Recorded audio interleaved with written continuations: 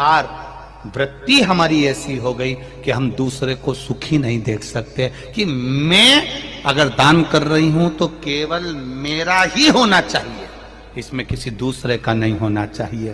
पर शिव महापुराण की कथा कहती है, एक चावल का दाना, मात्र एक धान, एक चावल का दाना जब हम शिव मंदिर में समर्पित करते हैं, दान करते हैं, तो जरा विचार करना पुण्य किस किस को मिलता है। एक चावल के दाने का, एक धान का पुण्य किस किस को मिला। पहला पुण्य मिला माता पृथ्वी को, उससे प्रकट हुई। दूसरा पुण्य मिला एक इल्ली को, जिसने इसका स्पर्श कर कर छोड़ दिया। तीसरा पुण्य मिला एक पक्षी को, जिसने इसका स्पर्श कर कर छोड़ दिया। चौथा पुण्य मिला जिसने इसको उगाया। पांचवा पुण्य मिला जिसने इसको झड़ाया। जिसने उगाया था वो नहीं झड़ा रहा, घर की बेचारी पत्नी झड़ा रही। छठा पुण्य मिला जब ये कहीं मलकर निकाला गया, कहीं मशीन में गया, जिसने निकाला। सातवां पुण्य मिला जब ये निकल कर घर में आया, जिसने संभाल कर रखा। आठवां पुण्य मिला जिसने इसको ले जाकर कहीं छोड़ा, बाजार तक पहुंचा, बाजार से फिर वो निकल कर आया। 10वां पुण्य मिला जिसने शिव जी को इसको चढ़ाया। तब इनके खाते में भी एक चावल के दाने का, एक धान का पुण्य कट कट कर जाता रहा और इतने जीवों का कल्याण कर दिया। एक धान, एक चावल के दाने ने इतने को कल्याण कर दिया। विचार करना, केवल आप अगर भजन कर रहे हो, घर का कोई एक व्यक्ति भजन कर रहा है, घर का एक व्यक्ति अगर दान कर रहा है, घर का एक व्यक्ति अगर जल भी चढ़ा रहा है, घर का एक व्यक्ति भी अगर मंत्र जाप कर रहा है। वैसे तो शिव पुराण कहती है कि घर में 4 लोग हैं तो चारों जल चढ़ाओ, घर में 4 लोग हैं चारों दान करो, घर में 4 लोग हैं चारों भजन करो, घर में 5 लोग हैं 5 भजन करो, घर में जितने सदस्य वो 1 लोटा जल शिव जी को चढ़ाए।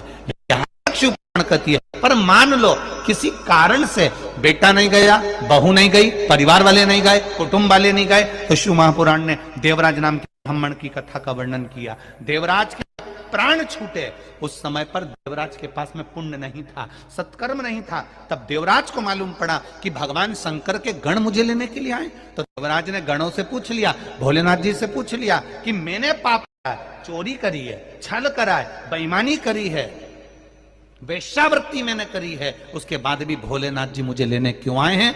अब भगवान शंकर ने कहा, तेरी बूढ़ी माँ रोज प्रतिदिन शिव मंदिर में जाकर 1 लोटा जल चढ़ाती थी, उसका पुण्य तेरे साथ में आ गया, इसलिए तुझे कैलाश धाम मिल गया। 1 लोटा जल देवराज नाम के ब्राह्मण की माता ने चढ़ाया था, वो 1 लोटा जल काम आया है देवराज के। देवराज करा, मेरे जैसे पापी को आपने तार दिया।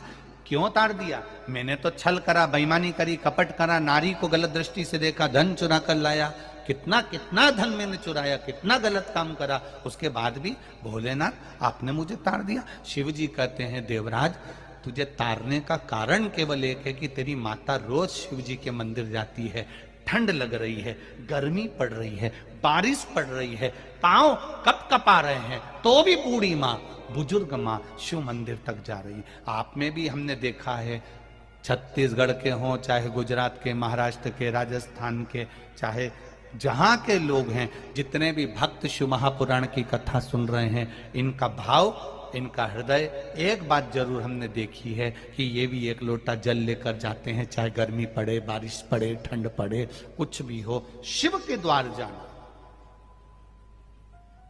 शंकर की चौखट पर जाना। 1 लोटा जल का कितना महत्व है। दधीचि ऋषि की धर्म पत्नी का श्राप देवताओं को लगा, जरा ध्यान देना। कई लोग कहते हैं, गुरुजी ये 1 लोटा जल तुम कहां से लेकर आए हो? ये 1 लोटे जल की महत्वता कहां से लेकर आए हो?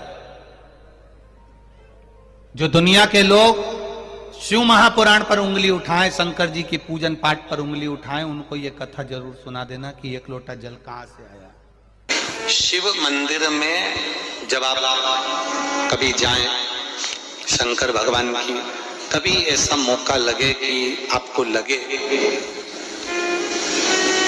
कि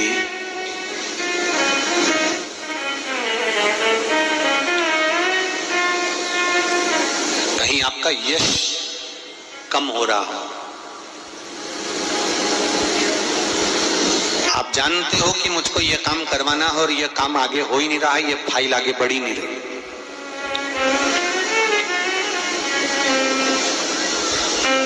आपको लगे ये फाइल आगे नहीं बढ़ रही, शिव जी पे जो जल चढ़ाओ, उस चढ़े हुए जल को जब आप थोड़ा सा लेकर आते हो, आपको बताया था ना कि खाली लोटा नहीं लाना चाहिए, खाली कलश शंकर जी के मंदिर से वापस नहीं लाना। शंकर भगवान को जल चढ़ाया, चढ़ाने के बाद थोड़ा सा जल हाथ में या कटोरी में या कलश में झेल लिया, भले 2 बूंद लाओ पर अपने घर पर लेकर आओ।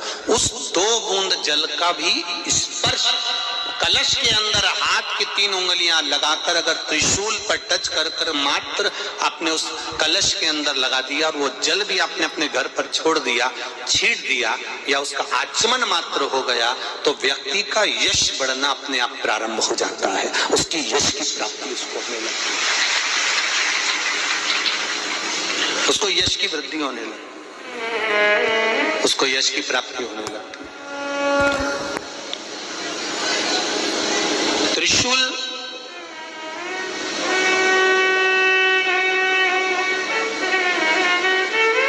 का दान,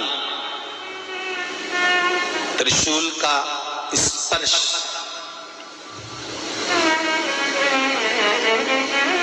एक बहुत अच्छी बात कहना चाहेंगे, आपके स्मरण में रहना चाहिए, बहुत सुंदर इसमें। कभी अगर मौका लगे, कभी अगर मौका लगे और शंकर भगवान का बहुत सुंदर श्रृंगार हो गया, बहुत सुंदर श्रृंगार हो गया और शिव जी पे माला भी बहुत अच्छी चढ़ी है, बेलपत्र भी अच्छी चढ़ी है, धतूरा भी अच्छा चढ़ा हुआ है, फूल भी अच्छे चढ़े हुए हैं और आपने देख लिया शिव जी का बहुत अच्छा श्रृंगार हो गया और तुम्हें कभी मौका लग जाए ऐसा